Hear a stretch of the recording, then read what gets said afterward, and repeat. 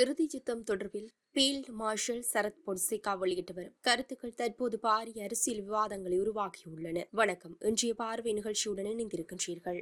யுத்தத்தின் இறுதி கட்டத்தில் இடம்பெற்றவை தொடர்பாக அச்சமயத்தில் ராணுவ தளபதியாக இருந்த பீல்ட் மார்ஷல் சரத் பொன்சேகா இப்போது தெரிவிக்கின்ற கருத்துக்கள் அந்த சமயத்தில் யுத்த குற்றங்கள், மனித உரிமை மீறல்கள் இடம்பெற்றன என்ற குற்றச்சாட்டுகளை நிரூபிக்க கூடியவையாக உறுதிப்படுத்தியுள்ளன.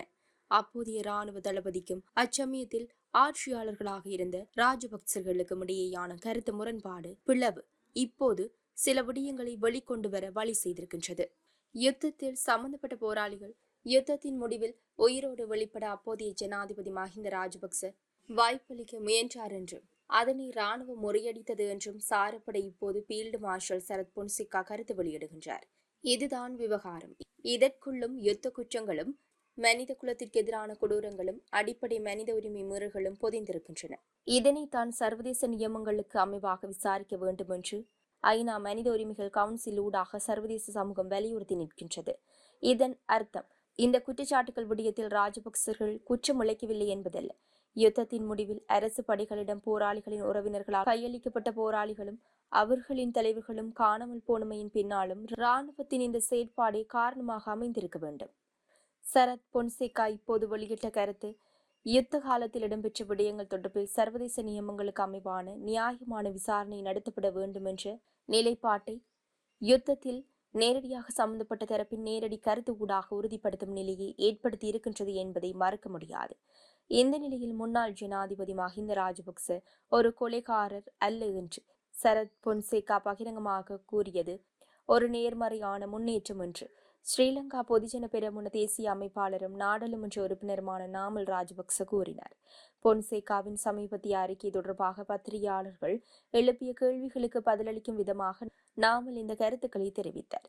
மேலும் கருத்து தெரிவித்த நாமல் ராஜபக்ச, பொன்சேகா சர்ச்சைக்குரியவராக இருக்கலாம் என்றாலும் போரின் இறுதி கட்டங்களில் வேலுப்பிள்ளை பிரபாகரனை ஆயுதங்களை கீழே போட்டு சரணடையுமாறு அழைப்பு விடுத்த பொது ஊடக அறிக்கையை வெளியிட்டவர் மஹிந்த ராஜபக்சவே என்றும் கூறினார். போரின் சூழலில் இராணுவத்திடம் சரணடைய அழைப்பு விடுப்பது அசாதாரணமானது அல்ல என்றும், ஆனால் மோதலின் போது வழங்கப்பட்ட உத்தரவுகள் குறித்து பொன்சேகா வெவ்வேறு காலங்களில் முரண்பட்ட கூற்றுக்களை வெளியிட்டதாகவும் அவர் குறிப்பிட்டார்.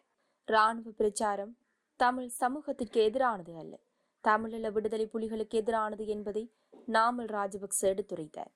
பயங்கரவாதத்தை தோற்கடிக்க ஆயிரக்கணக்கான போர் வீரர்கள் தங்கள் உயிரை தியாகம் செய்ததாகவும், குறைந்தபட்ச உயிரிழப்பு மற்றும் சொத்து சேதத்துடன் பயங்கரவாதத்தை முடிவுக்கு கொண்டு வருவதே மஹிந்த ராஜபக்சவின் நோக்கம் என்றும் அவர் கூறினார். மஹிந்த ராஜபக்ச அவரது வார்த்தைகளில் சில அரசியல் குழுக்கள் மற்றும் புலிகள் புலம்பெயர்ந்தோர் பிரிவுகளால் குற்றம் சாட்டப்படுவது போல் இரத்த வெறி பிடித்த கொலையாளி அல்ல என்பதை தெளிவுபடுத்தியதற்காக அவர் பொன்சேகாவிற்கு நன்றி தெரிவித்தார். முன்னாள் ஜனாதிபதி அழிவை ஏற்படுத்திய தலைவராக அல்ல, மாறாக நாட்டிற்கு சுதந்திரத்தை கொண்டு வந்த தலைவராக நினைவு கூறப்பட முயன்றார் என்று நாமல் ராஜபக்ச மேலும் தெரிவித்தார். நெடுஞ்சாலைகள் மற்றும் விமான நிலையங்கள் உள்ளிட்ட போருக்கு பிந்திய உள்கட்டமைப்பு மேம்பாட்டு திட்டங்களை மஹிந்த ராஜபக்சவின் மரபின் ஒரு பகுதியாக அவர் எடுத்துரைத்தார். மேலும் குறைந்தபட்ச உயிரிழப்புடன் தேசத்திற்கு அமைதி மற்றும் ஸ்திரத்தன்மையை உறுதி செய்வதே அவரது முதன்மை இலக்காக இருந்தது என்றும் கூறினார். இந்த நிலையில் பீல்டு மார்ஷல் சரத் பொன்சேகா வெளியிட்டு வரும் கருத்துக்கள் பாரிய அரசியல் விவாதங்களை உருவாக்கியுள்ளன.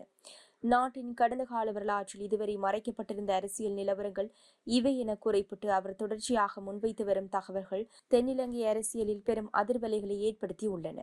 அத்தோடு கோட்டாபய ராஜபக்சவின் இராணுவ தீர்மானங்கள் மற்றும் அவரது போர்க்கால அணுகுமுறைகள் குறித்து பல்வேறு விமர்சனங்களை முன்வைத்துள்ள பொன்சேகா, அவை இராணுவ ரீதியாக பாரிய தாக்கங்களை ஏற்படுத்தியதாக சுட்டிக்காட்டியுள்ளார்.